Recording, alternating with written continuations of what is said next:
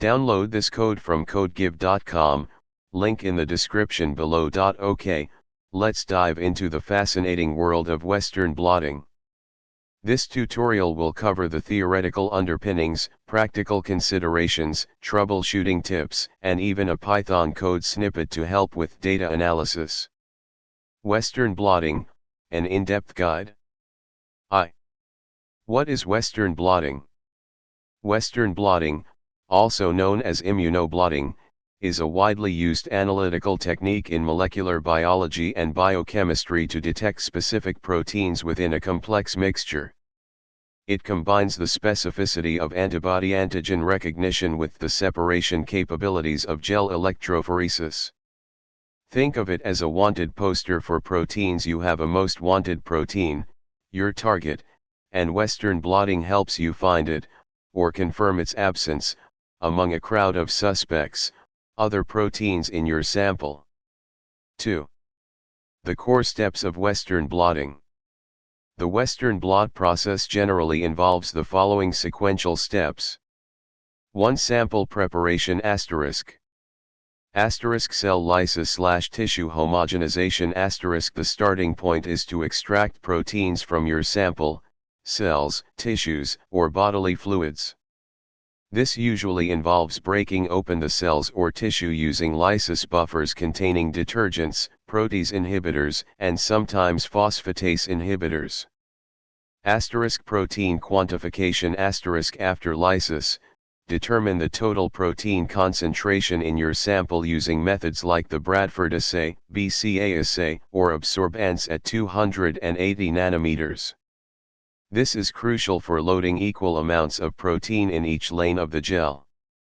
2. Gel electrophoresis * Separation by size * Proteins are separated based on their molecular weight, size, using gel electrophoresis, typically SDS-PAGE, sodium dodecyl sulfate polyacrylamide gel electrophoresis. SDS coating * SDS is an anionic detergent that binds to proteins and denatures them, unfolding them into linear structures and giving them a uniform negative charge. This ensures that the separation is primarily based on size and not on intrinsic charge. Polyacrylamide gel * The gel matrix consists of polyacrylamide, which forms a porous network. The pore size can be adjusted by changing the acrylamide concentration, percent acrylamide, to optimize separation for your target protein size. Higher percentage gels are better for resolving smaller proteins. Loading and running * Equal amounts of protein are loaded into the wells of the gel along with a protein ladder, a mixture of proteins of known sizes, as a reference marker. An electric field is applied, and negatively charged proteins migrate through the gel towards the positive electrode. Smaller proteins move faster and further. 3. Transfer * From gel to membrane * After electrophoresis, the separated proteins are transferred from the gel to a more robust and accessible membrane. Commonly used membranes are nitrocellulose or polyvinylidene difluoride, PVDF. Electrophoretic transfer * The most common transfer method uses an electric field to move the proteins from the gel onto the membrane. The membrane is placed between the gel and the positive electrode, and the proteins migrate from the gel onto the membrane, where they bind. Wet transfer versus semi-dry transfer * Wet transfer is performed in a buffer-filled tank, while semi-dry transfer uses less buffer and relies on capillary action. Wet transfer is generally more efficient for larger proteins, while semi-dry transfer is faster. Ponceau S staining. Optional Ponceau S is a reversible dye that can be used to visualize proteins on the membrane immediately after transfer. This confirms that the transfer was successful and that proteins were loaded evenly. It's easily washed off before proceeding to blocking. 4. Blocking * Preventing nonspecific binding * The membrane is blocked with a protein-rich solution, example non-fat dry milk or bovine serum albumin, BSA, to block any remaining binding sites on the membrane. This prevents the antibodies from binding nonspecifically to the membrane, reducing background noise. 5. Antibody incubation asterisk. Primary antibody the membrane is incubated with a primary antibody that specifically recognizes your target protein. This antibody binds to the epitope, a specific region, on your protein of interest. The primary antibody is usually diluted in blocking buffer. Incubation is typically done for 1 to 2 hours at room temperature or overnight at 4 degrees Celsius with gentle agitation. Washing after incubation, the membrane is washed several times with a buffer containing a mild detergent, example tries buffered saline with tween 20 tbst, to remove any unbound primary antibody. Secondary antibody the membrane is then incubated with a secondary antibody that specifically recognizes and binds to the primary antibody.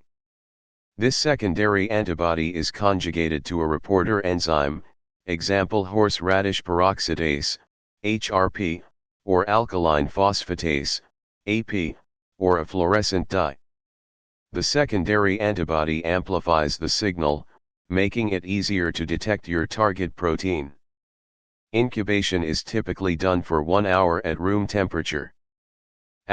Washing again, the membrane is thoroughly washed to remove any unbound secondary antibody. 6. Detection chemiluminescence if the secondary antibody is conjugated to HRP, the membrane is incubated with a chemiluminescent substrate.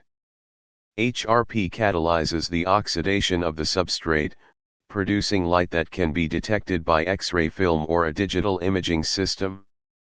Fluorescence if the secondary antibody is conjugated to a fluorescent dye, the membrane is scanned with a fluorescence imager to detect the fluorescent signal. Colorimetric detection, less common if the secondary antibody is conjugated to AP, the membrane is incubated with a colorimetric substrate. AP catalyzes the reaction, producing a colored product that can be visualized directly on the membrane. Image acquisition X-ray film is developed to reveal the protein bands. Digital imaging systems provide more quantitative and sensitive detection. 7. Analysis band visualization and quantification the resulting blot is analyzed to visualize the protein bands. Densitometry is used to quantify the intensity of the bands, which is proportional to the amount of protein present. The band intensities are often normalized to a loading control, example actin, tubulin, GAPT, to account for variations in protein loading.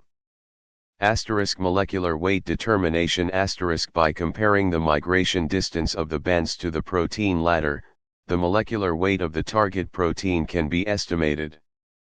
3. Buffers and reagents, commonly used. Lysis buffer tries HCl, pH 7.4 or 7.6 buffers the solution. NaCl, maintains ionic strength. EDTA, chelates divalent cations, example Mg2+, Ca2+, to inhibit metalloproteases.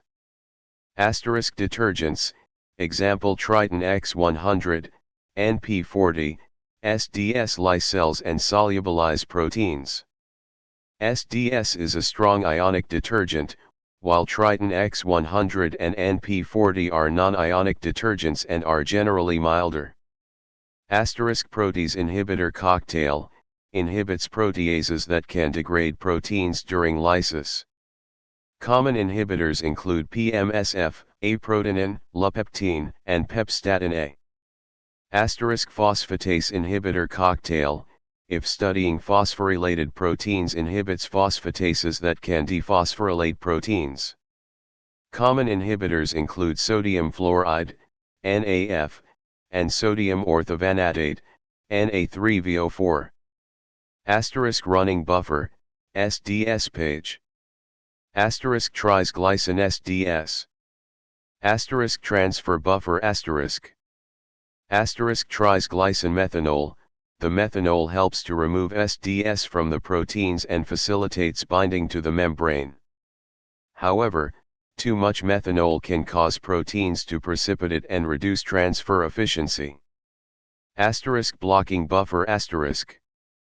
Asterisk 5% non-fat dry milk in TBST, tries buffered saline with tween 20. Asterisk or 5% BSA in TBST. Asterisk washing buffer asterisk. Asterisk TBST, tries buffered saline with tween 20 tries HCl, pH 7.4, NaCl, tween 20, a non-ionic detergent. Asterisk antibody dilution buffer asterisk. Asterisk blocking buffer is commonly used to dilute antibodies. Asterisk chemiluminescent substrate asterisk. Asterisk ECL, enhanced chemiluminescence, reagents. These reagents contain luminol, hydrogen peroxide, and an enhancer. HRP catalyzes the oxidation of luminol by hydrogen peroxide, producing light. 4. Membrane choices, nitrocellulose versus PVDF. Asterisk nitrocellulose asterisk. Asterisk pros asterisk binds proteins well, low background, cost effective. Asterisk cons asterisk fragile, dries out easily, lower protein binding capacity than PVDF. Asterisk PVDF, polyvinylidene difluoride. Asterisk pros asterisk more robust, higher protein binding capacity, better for reprobing, stripping and reprobing the membrane with different antibodies. Asterisk cons asterisk hydrophobic, requires activation with methanol before use, may have higher background than nitrocellulose. V. Important considerations and troubleshooting. Asterisk protein degradation asterisk always use fresh protease inhibitors and keep samples on ice to minimize protein degradation. Asterisk antibody specificity asterisk use well-validated antibodies that are known to specifically recognize your target protein. Check the antibody datasheet for recommended dilutions and applications. Asterisk loading control asterisk use a loading control, example actin, tubulin, GAPT, to normalize for variations in protein loading. Choose a loading control that is stably expressed in your experimental conditions and is not affected by your treatment. Asterisk background noise asterisk. Asterisk blocking asterisk ensure adequate blocking to prevent nonspecific antibody binding.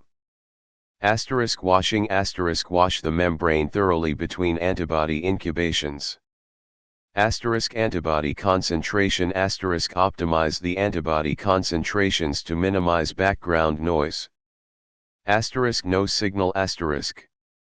Asterisk antibody problems asterisk check antibody expiration dates and storage conditions. Verify that the antibody recognizes your target protein in your species. Try increasing the antibody concentration. Asterisk transfer problems asterisk ensure that the transfer was successful by staining the membrane with Ponceau S. Check the transfer buffer and conditions.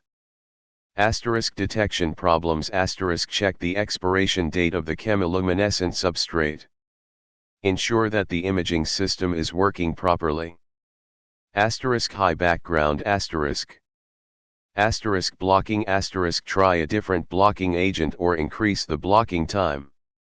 Asterisk washing asterisk increase the washing time and number of washes. Asterisk antibody concentration asterisk reduce the antibody concentrations. Asterisk unexpected band size asterisk. Asterisk protein modification asterisk the protein may be post-translationally modified, example glycosylation, phosphorylation, which can alter its apparent molecular weight.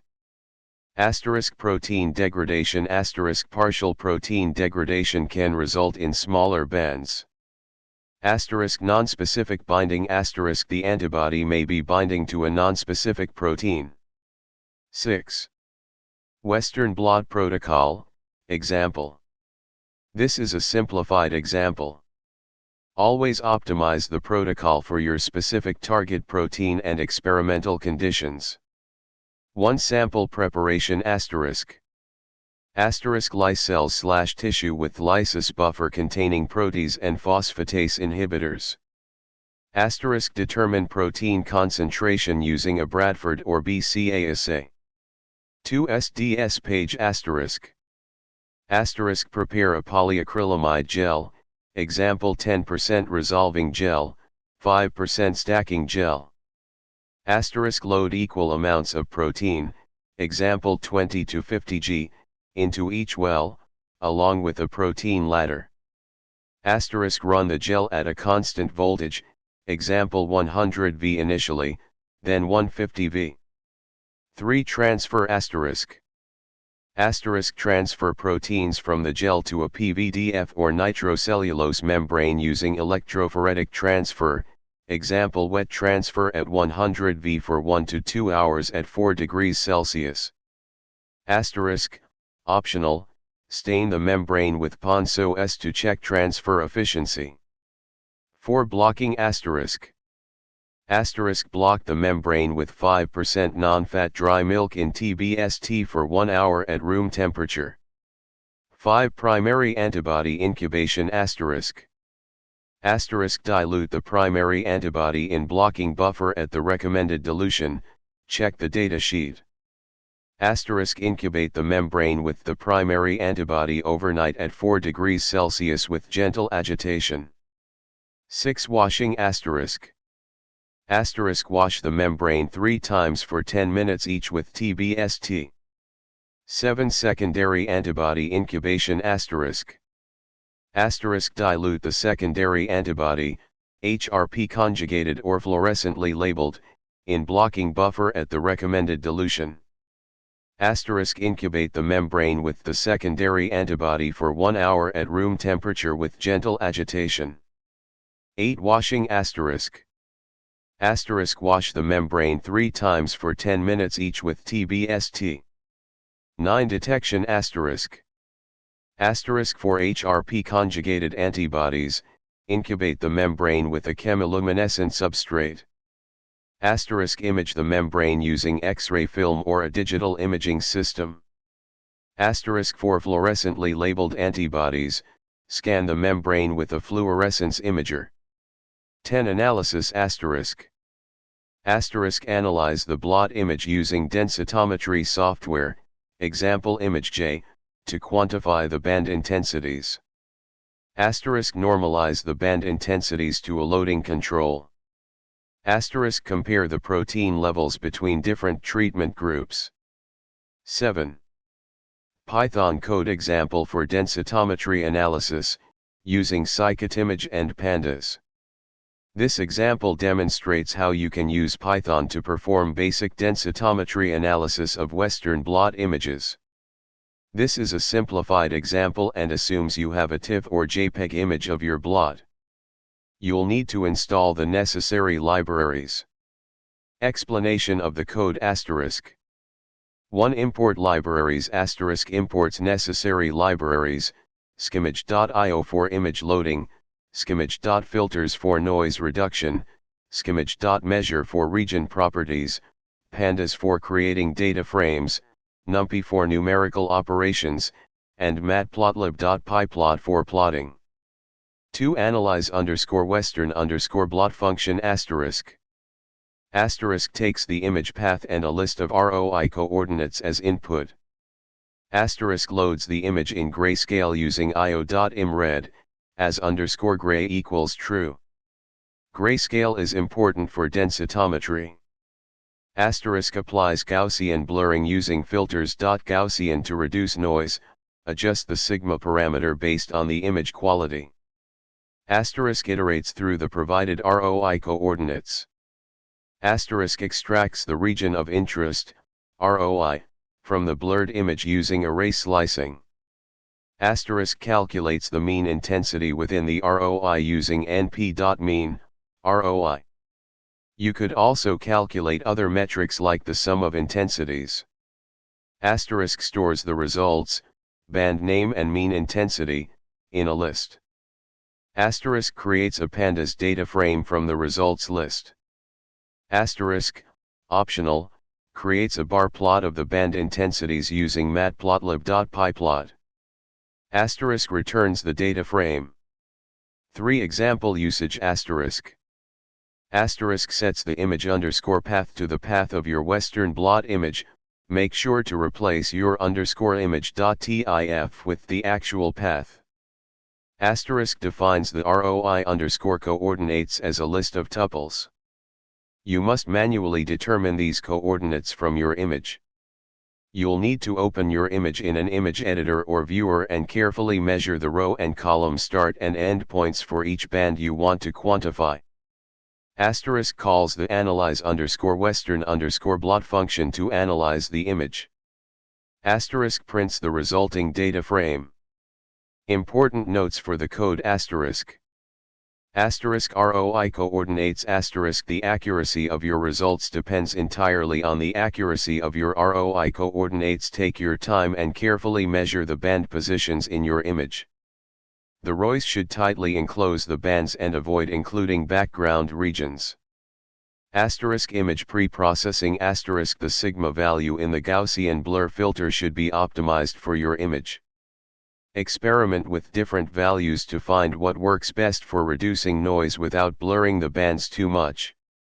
Other pre-processing steps, such as background subtraction, might also be necessary. Asterisk loading control normalization asterisk to normalize your data, you'll need to identify the row in the results underscore df that corresponds to your loading control, example actin. Then, divide the mean intensities of all other bands by the mean intensity of the loading control for each sample. Asterisk more advanced analysis asterisk for more sophisticated analysis, you can explore other features in scikit-image, such as background subtraction, edge detection, and band segmentation. You can also use statistical analysis packages like SciPy and stats models to perform statistical comparisons between different treatment groups. Asterisk image bit depth asterisk most Western blot images are 8-bit or 16-bit grayscale images. Make sure that the image you are analyzing is in a suitable format for analysis. Sometimes converting the image to 8-bit can help if you are running into issues.